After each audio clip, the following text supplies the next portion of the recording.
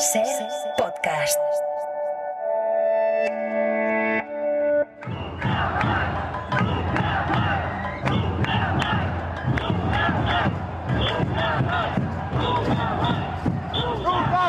Nunca más. Así se llamó al movimiento de protesta que unió la rabia contra la gestión política que se estaba haciendo del desastre del Prestige. Pero además, la plataforma se organizó para paliar los daños ecológicos. El escritor Manuel Rivas es una de las caras más visibles de aquella reivindicación. Uno de los intelectuales que puso palabras a la indignación general. Yo creo que como para toda la gente, sabíamos que iba a haber una respuesta importante, que había ese murmullo de fondo, ¿no? Esa especie también de mar de fondo, ¿no? En la sociedad, pero la verdad es que era algo que no te podías imaginar que llegase a esa dimensión. Es la única vez que tuvieron que levantar los peajes de la autopista, porque es que si no se iba abajo todo. Exigimos a declaración de Galicia como zona catastrófica por parte del Estado de la Comunidad Europea. En España hemos vivido grandes manifestaciones en los últimos años. Las manos blancas contra el asesinato de Miguel Ángel Blanco, el no a la guerra durante el conflicto de Irak, o incluso el 15M.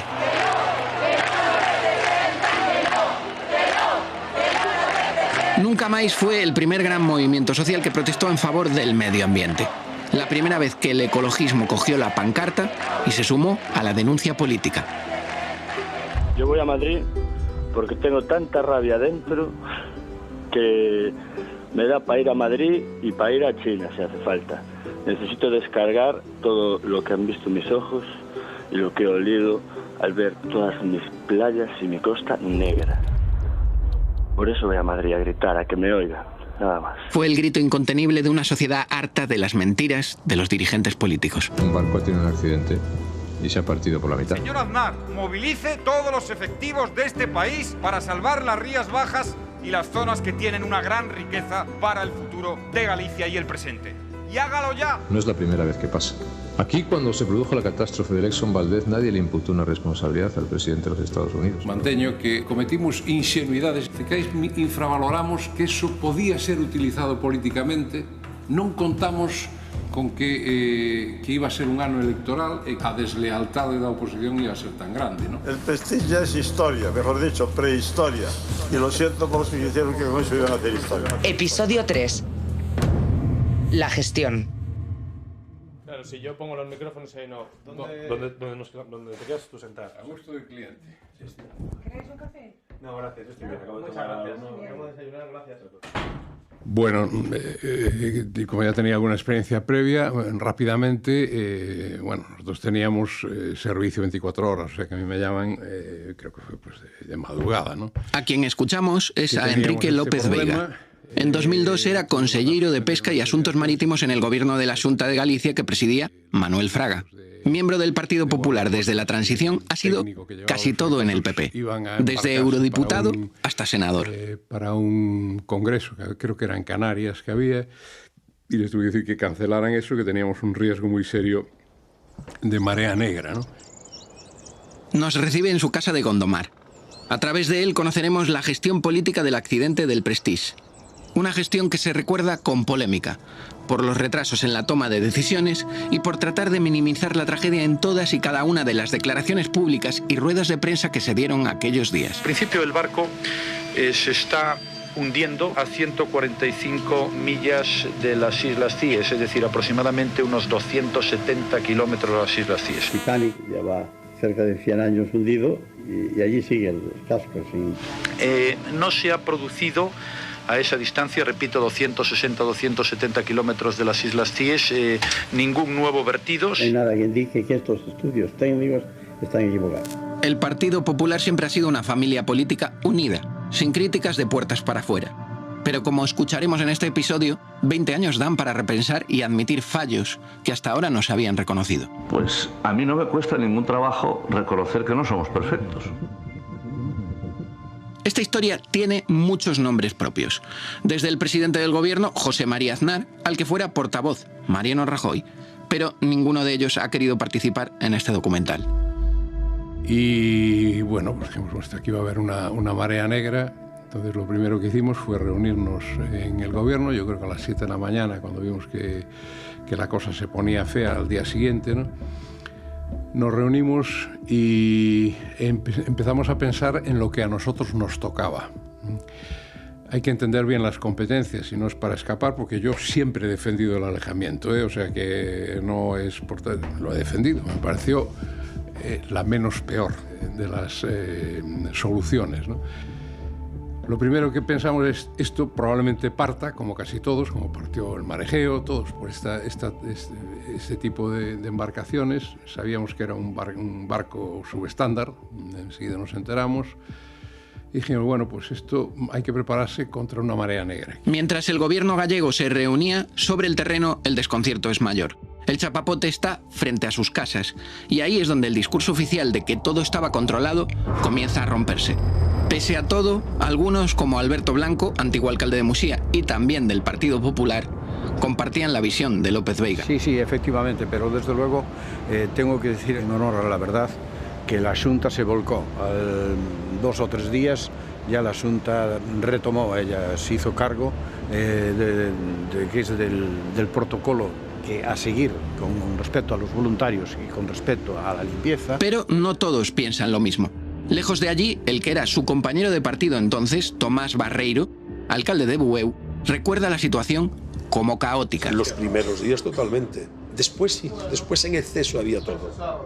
Pasados unos días, después había material en exceso, había de todo. Pero los primeros días fue caótico.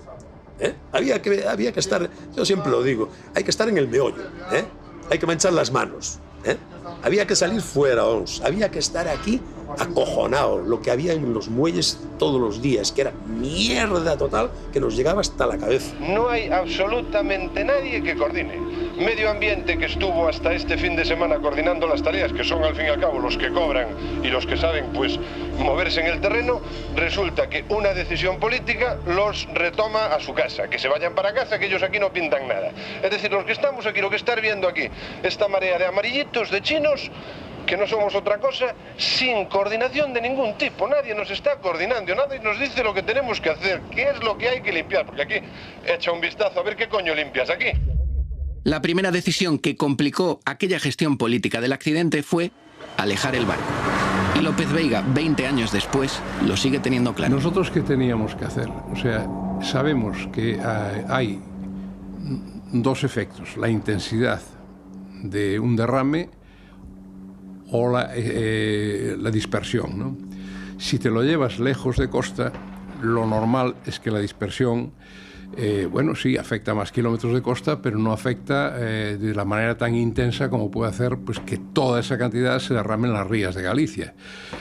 Las rías de Galicia son ecosistemas muy sensibles, teníamos todo el cultivo de mejillón, aparte de eso, te encuentras siempre con una reacción del mercado que deja de comprar el pescado porque dice que no, yo de Galicia no puedo comprar porque viene manchado de gasoil.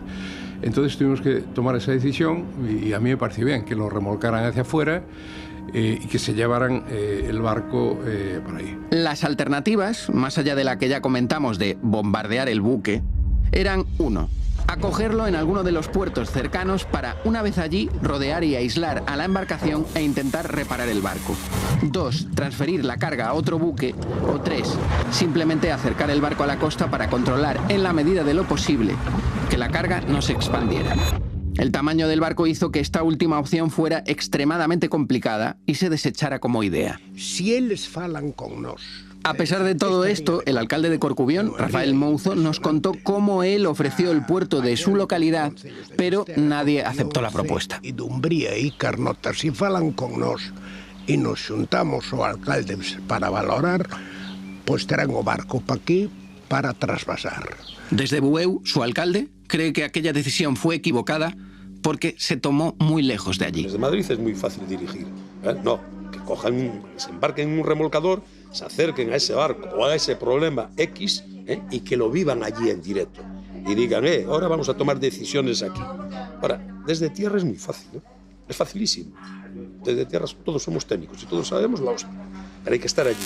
Consuelo Bautista, jefa de informativos en Cadena SER Coruña. No solo fue la ineptitud, no ayudó nada, ni el barco que era, ni las condiciones en las que estaba el barco, ni tampoco la situación meteorológica. Lo que pasa es que, claro, las autoridades tienen que tener esa previsión, porque esto es Galicia, porque el corredor de tráfico marítimo europeo pasa precisamente por delante de la costa de Coruña y por ahí pasan todos los barcos que se te puedan ocurrir para ir a no sé dónde a llevar petróleo o a traerlo. Aunque de puertas para adentro López Veiga nos reconocía que sabían que se iba a producir un gran vertido, hacia afuera el mensaje era otro. En ese momento, lo primero, yo tuve que llamar a todos los patrones mayores de las cofradías, muchos de ellos estaban en el mar, avisándoles de que iba a haber una marea negra, con toda probabilidad. Luego se dijo que no habíamos dicho esto, pero esto es falso. A pesar de lo que nos cuenta, en aquel noviembre de 2002,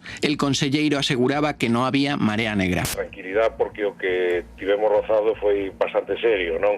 En estes momentos, gracias ás accións levadas a cabo polos medios de salvamento, acción levada adiante, pois temos moi afastado o petroleiro de tal maneira que pasase o que pasase, o risco de marea negra propiamente dita non parece que o teñamos. O sea, iría, esa mancha iría, libraría calquer mancha o calquer vertido libraría en estos momentos a costa. Cuando le recordamos la existencia de este audio, nos responde.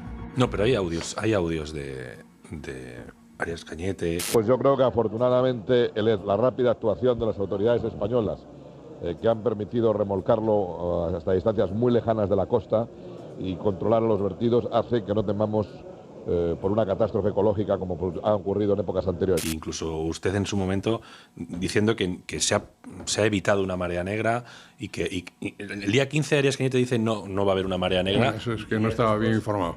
Y días después hay un audio suyo también, unas declaraciones suyas diciendo que se ha evitado la marea negra. En un principio sí. Pero ya la costa estaba llena. Sí, no, la costa no estaba llena, no. La costa empezó a llegar el fuel más tarde, sobre el 19 o así. Aunque el que fuera alcalde de Bueu lo recuerda totalmente al contrario. Eso lo que diga López de Vega, o quien lo diga, que desde el principio esto es mentira. Es una cochina mentira, y se lo digo en la cara a quien sea. Después, pasando unos días, sí se organizó. Pero los primeros días fue un caos, pero vamos... no tenías a quien dirigirte, no tenías los problemas, no había quien te los solucionara. Bueno, fue de película de terror. No hay marea negra, no es un desastre ecológico. Los pescadores y la gente del mar no van a pasarlo mal. No, no y no. Ese era el discurso oficial de los gobiernos de la Xunta y de Madrid. Y su principal medida consistió en elaborar un plan económico. Entonces tuvimos una reunión, el del consejero de Protección de Interior, el encargado de Protección Civil, Pillado, el de Medio Ambiente y el consejero de Economía, Cholorza, un gran consejero, que inmediatamente dijimos, bueno, aquí va a hacer falta un desembolso económico para hacer frente a, ya veremos qué. Cholorza era un gran consejero de Economía, dijo, bueno, sé cómo se hace esto, dice, se crea un mecanismo extra presupuestario, que quiere decir, asignamos 70 millones de euros, contra el cual se pueden cargar las facturas con el compromiso de luego rellenarlo, ¿no? Con eso la máquina administrativa se podía echar a andar. O sea que desde ese principio ya tuvimos eso. Tal. Con el dinero asegurado solo hacía falta comenzar a repartirlo entre quienes lo necesitaran. Hicimos esa paralización, la decretamos y establecimos con cargo a este presupuesto extraordinario las ayudas. En 15 días estaban cobrando.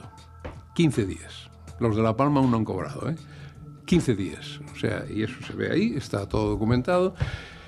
¿Cuánto cobró? El que menos cobró estaba por encima de los 1.000 euros al mes hace 20 años. La media de aquellas ayudas rondaba los 1.200 euros al mes. Hace 20 años.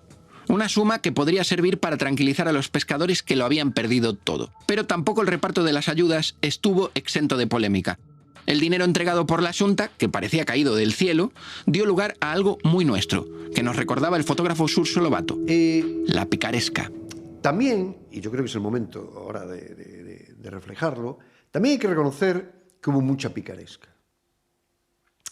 Y por desgracia, en algunos pueblos mariñeiros, bueno, a muchos marineros, porque claro, no podían salir a faenar y quedaban en sus casas y se les pagaba igual, ¿no?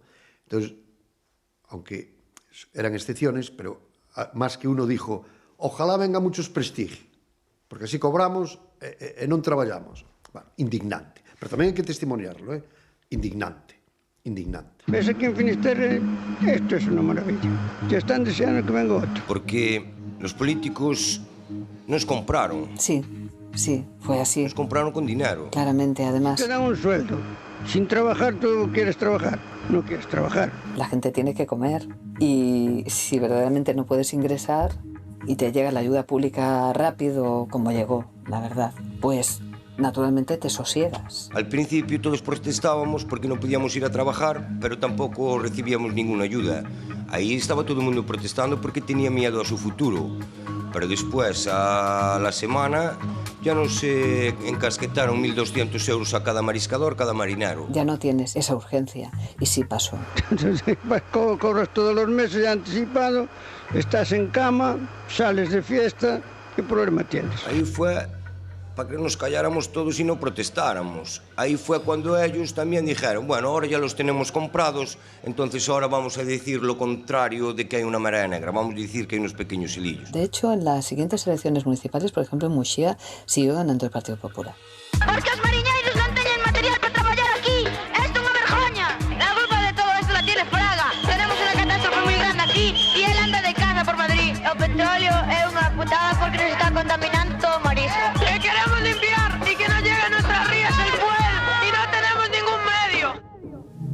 Con el barco a punto de hundirse, recorriendo la costa de un lado a otro, dando tumbos y perdiendo fuel, varios ministros, incluso el presidente de la Xunta, Manuel Fraga, decidieron que la situación no era tan importante como para abandonar otros compromisos. Es la 1:00 en Canarias. El presidente de la Xunta de Galicia, Manuel Fraga, no solo tardó 8 días en visitar la zona afectada por la marea negra del Prestige. Resulta que Fraga, el pasado fin de semana y en plena crisis, estaba de cacería en Toledo y Aranjuez.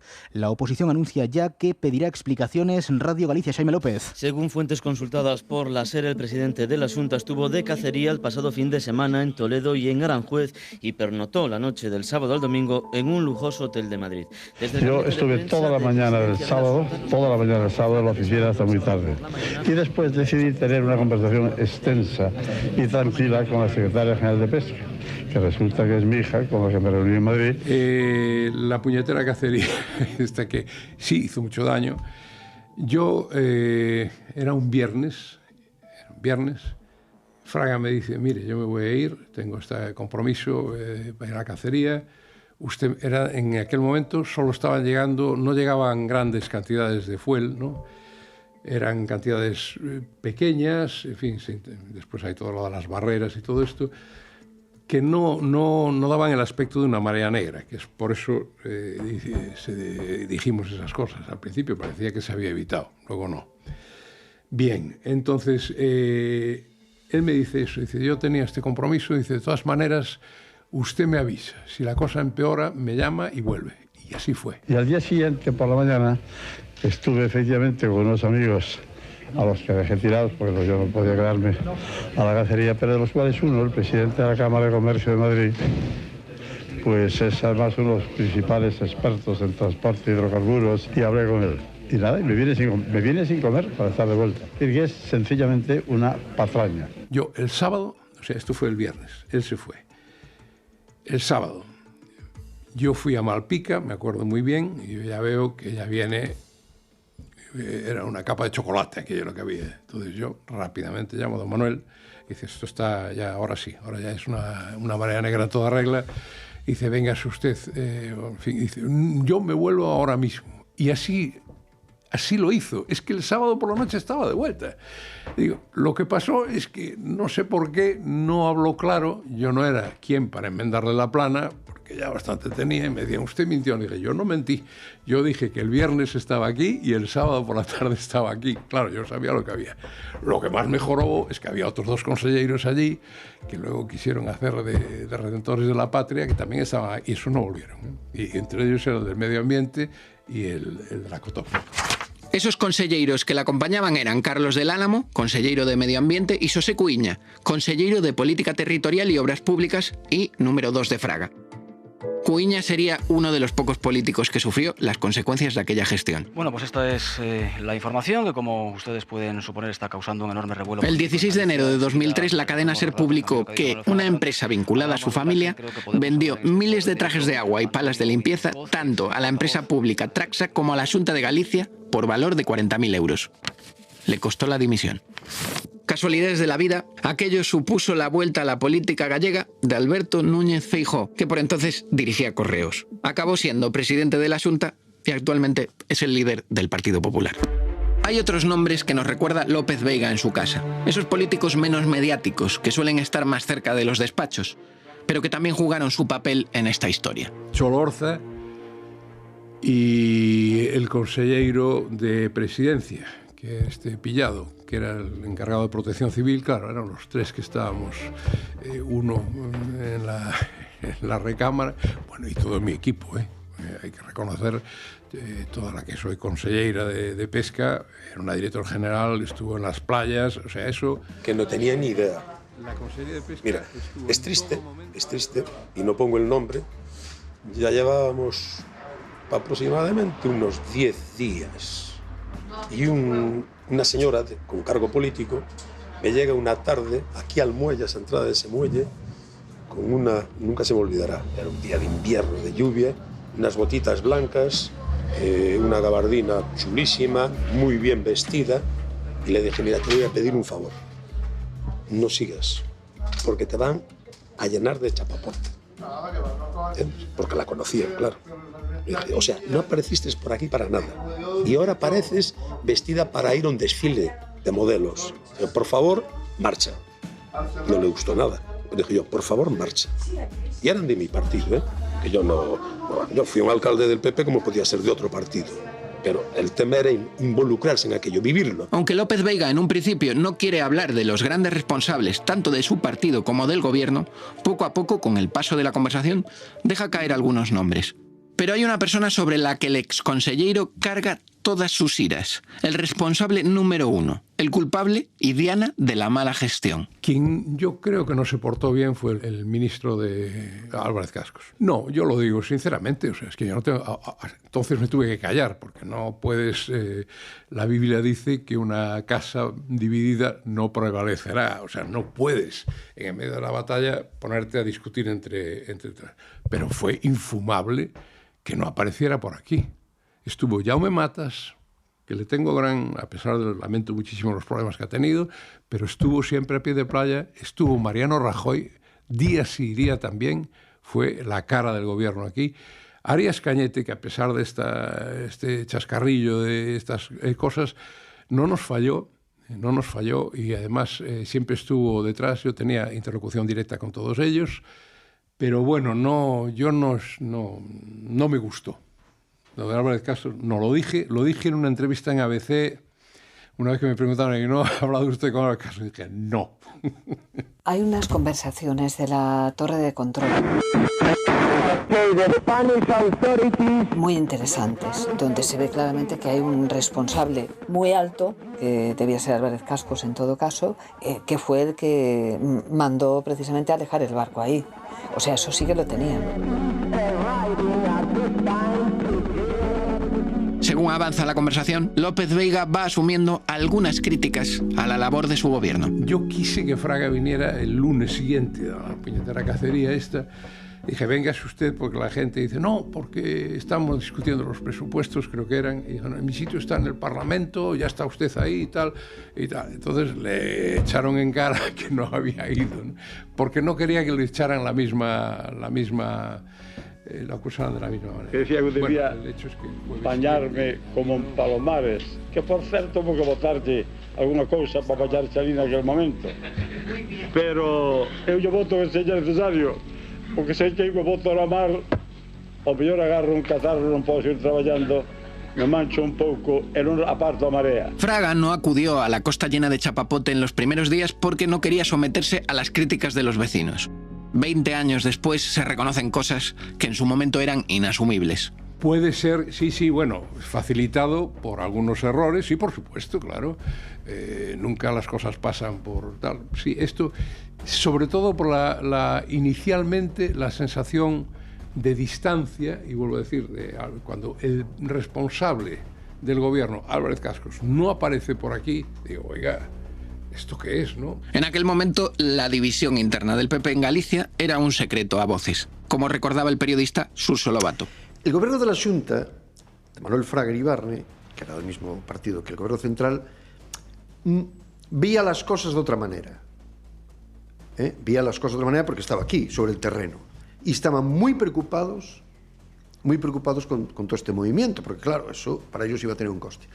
Y puedo decir, porque yo lo viví, que en aquel momento el secretario general del Partido Popular de Galicia, Xesús Palmou, tanteó las posibilidades de que el Partido Popular de Galicia se sumara a la manifestación.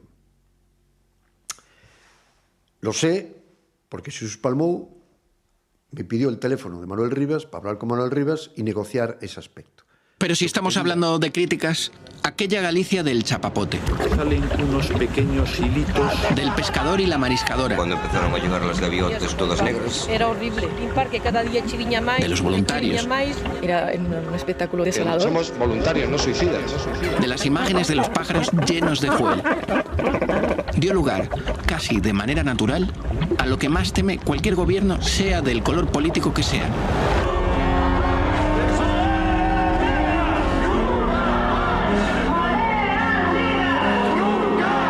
Una ciudadanía organizada y harta.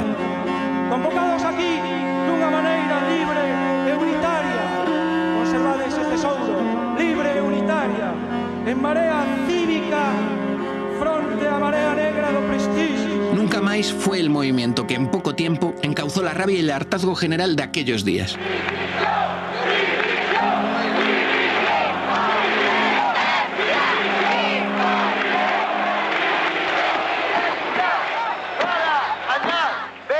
Una bandera gallega manchada de negro por el chapapote como símbolo y un grito de protesta que recorrió el país. La protesta nació en Galicia, pero la secundó gran parte de España. Creo que les unía la indignación. Así lo recuerda Manuel Rivas. Lo que hizo esa movilización cívica fue el mayor acto de responsabilidad en toda esta crisis, ¿no? Porque no solo fue una protesta que hizo que finalmente se movieran las administraciones, una protesta realmente de legítima defensa, podríamos decir, ¿no? Las cifras hablan por sí solas. Manifestaciones masivas con miles de personas en las ciudades gallegas y también del resto del país, miles de voluntarios que acudieron a limpiar la costa.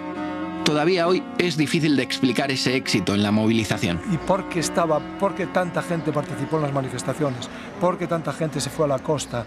¿Por qué, si eso fuera un movimiento, digamos, estudiado en un gabinete político, ¿no? Y decidido, vamos a hacer esto y mover esto tal, eso sería imposible, eso no sale, no funciona, ¿no? Porque yo creo que lo fundamental es ver esa dimensión, por un lado la protesta, la reivindicación, pero por otra parte también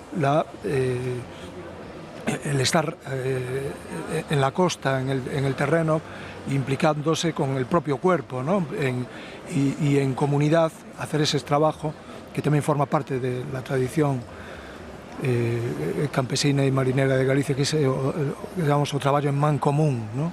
Cuando hay un problema, que es un problema de todos, pues hay que echar una mano, ¿no? O alguien tiene un problema, le muere una vaca, pues hay que echar una mano. Y creo que esa tradición, digamos, resurgió en el naufragio. Sacar a todo el gobierno en pleno. Y o do bigote que limpa o chapapote. Que veña a limpiar o chapapote. E a bus si quere petróleo, que veña a Galicia, que temos abondo. Tenemos lo que nos merecemos, porque lo que no entiendo es que como el señor Fraga ha podido ganar tantísimas veces en Galicia, un anciano soberbio... Es en ese punto, entre la protesta y la limpieza, donde se canaliza todo ese pozo de indignación ciudadana y surge Nunca Máis. Ya había un lema, corto, directo, nunca más, nunca más, capaz de recoger todo el enfado y el hartazgo hacia la gestión política. Pero cualquier movimiento necesita símbolos. La inmaculada bandera gallega manchada de chapapote pasó a la historia. Y bueno, pues inmediatamente, porque va a haber después ediciones y, digamos, impresiones masivas de banderas y de símbolos, pero al principio son creaciones manuales, recursos manuales, ¿no? Las primeras banderas que se ven con el Nunca Máis en Santiago están hechas a mano, ¿no? Con el lema y la bandera como símbolo, la ciudadanía ya tenía algo a lo que agarrarse para expresar su rabia por las dudas, los silencios del gobierno o las decisiones polémicas. En primer lugar contra o presidente do goberno, Aznar, que é un incompetente, Fraga outro incompetente. Principalmente contra Aznar y Rajoy, que es que han metido la pata en todo lo que se puede meter y... Contra el gobierno, que es el culpable por no hacerlo mejor. Esa protesta llegó a lugares impensables. Un grito que recorrió Galicia de norte a sur, de este a oeste. Un grito que se escuchó donde menos te lo podrías esperar. Por parte do Deportivo, Naibet, Mauro Silva, Scaloni, Luque e Aldo Pedro Duxer. Por parte do Celta, na portería Caballero, Silviño, Cáceres, Berizzo, Gustavo López, Jesuli e o francés Peter Lixan. Hay un partido de fútbol que es el Celta y el Deportivo. Todos sabemos que Celta y Deportivo, pues la tensión que hay, ¿no? Y entre aficiones y que, bueno, el llamado derbi siempre son partidos de máximo riesgo y tal. Bueno, pues ese día en Coruña está completamente lleno el estadio y todo el estadio empieza, que también empezó como un rumor, ¿no? Empieza nunca más, nunca más. Y todo el estadio empezó a gritar, toda la gente, miles y miles de personas de Vigo y de Coruña a la vez, en vez de gritar cada uno su grito de tribu, gritan nunca más.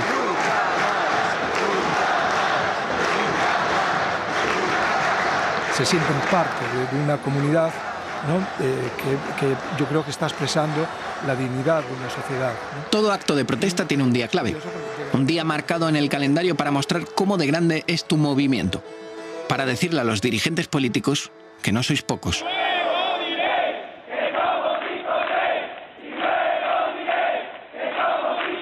El lugar, Santiago de Compostela. El día, 1 de diciembre. Hubo una gran manifestación el 1 de diciembre, la recuerdo como perfectamente, que fue la gran concentración de Nunca Máis, la primera y gran concentración de Nunca Máis, que fue en la Plaza Obradoiro en Santiago. Allí leía el manifiesto el escritor Manuel Rivas. Que se escoite en Santiago, en Madrid, en Bruselas. Sabías que estaba pasando algo, ¿no? Había como un rumor, ¿no? Como si sintieras que que la gente que se ponía en marcha, ¿no? Llovía, bueno, aquello fue muy galego todo, ¿no?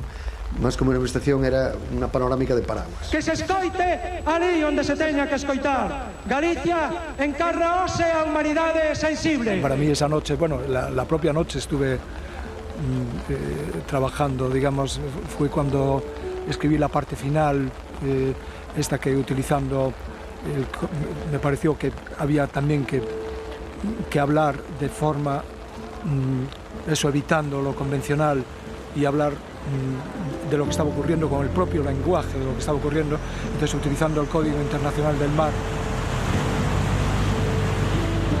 Bueno, fue tal la gente que fue a esa manifestación que hubo un momento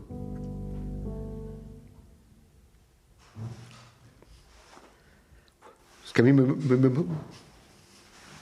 emociona mucho esto. Es un tema que lo tengo aquí muy metido en el corazón y me emociona demasiado. Bueno. Ha sido una manifestación histórica, alrededor de 200.000 participantes que han colapsado las calles de la capital gallega. Miles de personas no consiguieron ni siquiera dar un paso. La cabeza de la protesta llegaba a su destino y la cola de la manifestación continuaba en el punto de partida. Hubo un momento que quedó desbordada completamente la autopista y la gente que venía del sur de Vigo, del sur de Galicia, ¿no? De Vigo, de Pontevedra y tal, no sé la gente que venía, pero y tuvieron que levantar las barreras de la autopista porque era tal la caravana que no daban feito, ¿no? Como decimos aquí, fue desbordante, ¿no? Tan importante ha sido la influencia que la lectura del manifiesto ha tenido que ofrecerse en 2 pases para que nadie se la perdiese. Fue tal la manifestación que con lo grande que es la Plaza del Obradoiro, como la gente no cabía toda de una vez, la gente iba entrando por un lado, escuchaba el manifiesto leído por Manolo Rivas y salía por otro. Y Manolo... Voy viejo, ya me emociono demasiado. Y Manolo tuvo que leer 3 veces el manifiesto, porque se llenó 3 veces la plaza, para que todo el mundo pudiera escuchar el manifiesto. El punto álgido de este manifiesto, la petición de dimisiones. La voz es la del escritor Manolo Rivas. Denunciamos as responsabilidades derivadas destas deficiencias. Reclamamos a dimisión das autoridades que coa súa ineficacia e irresponsabilidade non souberon impedir que o accidente tivese as máis graves, as peores consecuencias. Nunca máis. Decir palabras como dimisión, ¿no? Delta, India, Mike, India, ¿no? Y alguna gente que estaba allí no entendía, pero mucha gente sí lo sabía. Entonces rápidamente se va, ¿no?, creando una... ves que empieza a captarse, que empieza a comprenderse y que era la mejor forma de decirlo. Se está diciendo, por decirlo así, con el lenguaje del mar, ¿no? Delta, India, Mike, India, Sierra, India, Oscar, November. Dimisión. Las cifras de aquella manifestación hablan de más de 200.000 personas en Santiago, una ciudad que por aquellas fechas apenas pasaba de los 90.000 habitantes. El gobierno del Partido Popular acusó a Nunca Máis de estar controlado por el nacionalismo gallego. Porque, por cuestiones evidentemente ideológico-políticas, a Nunca Máis se la atacó. Duramente, desde el gobierno, desde medios de comunicación. Nunca máis eran los del Bloque Nacionalista Galego, nunca máis eran no sé qué, no se sabe qué, nunca máis no sabe cuándo. Todo era tergiversar, hasta se dijo que si las cuentas del dinero, ahí no había cuentas del dinero, éramos todos los que aportábamos, ¿no? Que esas cuentas del dinero. Es decir, hubo una campaña de... Porque la línea oficial del poder del establishment era, sí, muy importante los voluntarios, la limpieza, todo eso, muy bien. Pero el movimiento recreativo, no. Eso había que destrozarlo, ningunearlo. Decir que era cuestión de política, no. Era una cuestión social. Pero las críticas esos días no solo iban dirigidas a los políticos encargados de la gestión.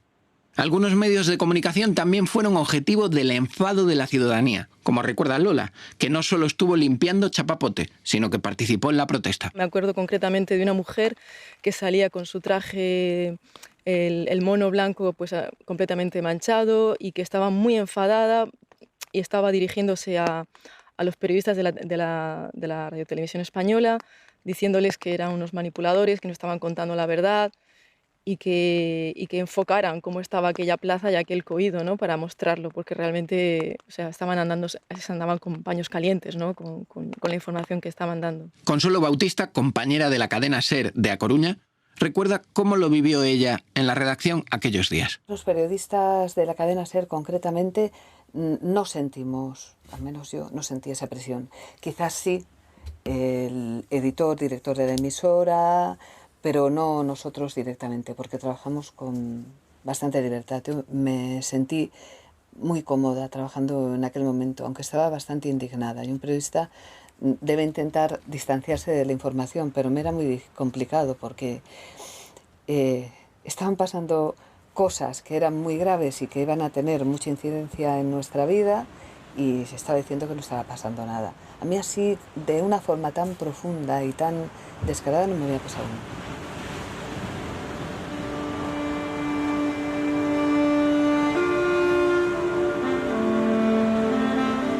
La gestión política de la crisis tuvo varias consecuencias directas.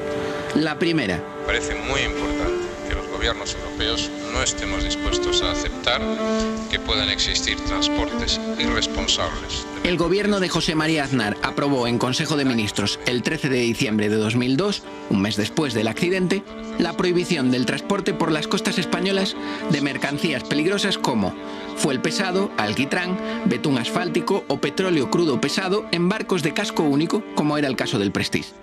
La norma también establecía multas de hasta 3 millones de euros por incumplimiento. Se puso en marcha a partir del 1 de enero de 2003. El resto de países de la Unión Europea adoptarían la misma medida el 27 de marzo de ese mismo año. La segunda consecuencia. Lloré al verlo. Los pescadores de la zona pasaron 6 meses sin poder faenar. Yo creí que acabáramos la carrera. Dije, aquí la pesca de bajura. Las pérdidas, según peritos aportados por la Fiscalía General del Estado, eran de hasta 400 millones de euros. 15 o 20 años, esto a lo mejor aquí no queda. Un ejemplo. 3 años después, en 2005, la pesca del pulpo todavía era un 45% menor. Más cifras de aquel desastre. 170.700 toneladas de desechos se recogieron aquellos días en la costa. Se estima también que las pérdidas para el sector turístico de Galicia fueron de 500 millones de euros y más de 100 en toda la industria de la zona. En total, más de 1.000 millones de pérdidas para Galicia. Que noso mar é a nosa vida, é o noso traballo. Y tercera consecuencia, el Plan Galicia. El gobierno de José María Aznar aprobó una serie de medidas económicas el 23 de enero de 2003. 12.459 millones de euros, el doble de todo el presupuesto anual de la Xunta de Galicia, o el doble de lo que supusieron, por ejemplo, los Juegos Olímpicos de Barcelona o la Expo de Sevilla. Entre los proyectos estrella que prometieron, la construcción de líneas de AVE en un corredor ferroviario en el Cantábrico entre Ferrol y Bilbao. Conseguir la conexión de alta velocidad con Madrid, la creación de un parador en Muxía o el puerto exterior de A Coruña. En 15 días estaban cobrando. 15 días. Los de La Palma aún no han cobrado, ¿eh? Ah, un último dato. Después de aquel anuncio de tantas obras e infraestructuras, el gobierno de Manuel Fraga le otorga la Medalla de Oro de Galicia a Álvarez Cascos, ministro de Fomento. Quien yo creo que no se portó bien fue el ministro Álvarez Cascos. Cuando las medidas económicas y las inversiones se pusieron en marcha, ya era demasiado tarde para frenar la indignación general. Tanto es así que en las elecciones a la Xunta de Galicia en 2005, el PP de Fraga perdió su mayoría absoluta y comenzó un gobierno bipartito entre el Partido Socialista de Galicia y el Bloque Nacionalista Galego, con Emilio Pérez Touriño al frente. Es sobre todo la derrota, pero la derrota de un pueblo, la derrota de un país, la derrota de lo mejor que tenemos, ¿no? De nuestra costa, de nuestro ecosistema. Es la derrota que hay que llevar al Parlamento para transformar en exigencia de responsabilidades, de que hay que dar cuenta en democracia por lo que se hace y lo que no se hace, ¿no? Igual que una tormenta, igual que un fuerte temporal, aquellas manifestaciones inundaron las plazas de gran parte de España y de Galicia entera.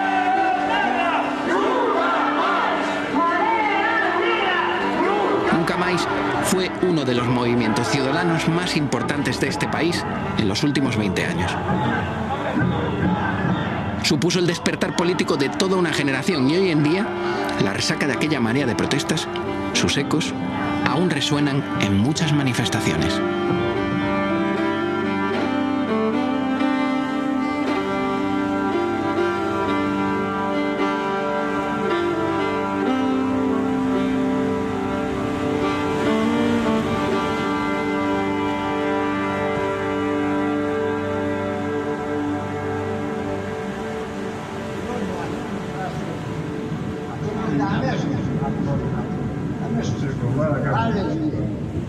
El único de todos los nombres propios de esta historia que pasó por la cárcel fue el capitán del barco, Apóstolos Mangouras.